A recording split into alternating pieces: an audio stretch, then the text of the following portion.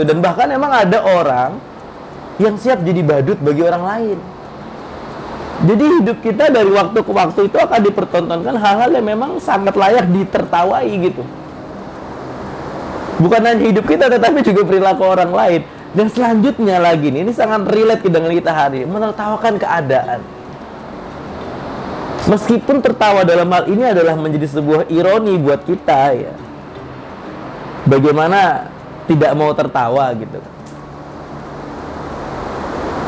Di bawah rakyatnya berjuang sulit-sulit gitu ya, berdesak-desakan KRL dan lain sebagainya. Sedangkan yang dibilang sebagai pengayom rakyat jor-joran menaikkan anggaran misalkan. Ya kalaupun anggaran tidak naik, ingat fasilitas Anda itu sudah bagus, itu layak kami tertawakan dong. Lalu stand up komedinya adalah ketika berpidato mereka mengatasnamakan rakyat, itu sudah komedi, itu komedi itu.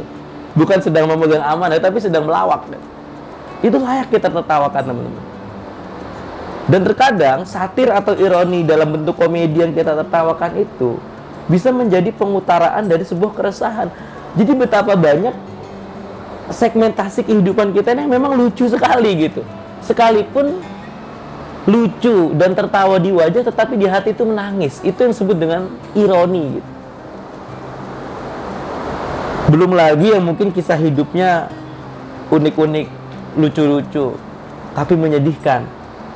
Ya, ini adalah salah satu bagian kita menertawakan keadaan. Jadi memang hidup dari satu fase ke fase yang lain itu isinya adalah menertawai sesuatu. Sesekali kita merenungi, sesekali kita menyesali, lalu kita mesti tetap merefleksikan diri supaya kita tangguh, supaya kita tidak larut dalam keadaan yang membuat kita terpuruk dalam waktu yang terlalu lama. Enjoy, kita perlu menertawakan itu semua.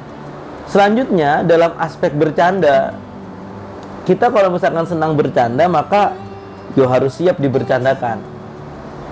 Kalau misalkan kita mau membercandakan orang ya, kita mau nyolek orang gitu, kita mau nyubit orang, maka kita harus mau dicubit, kita harus mau dibercandai, kita harus mau dicolek ya.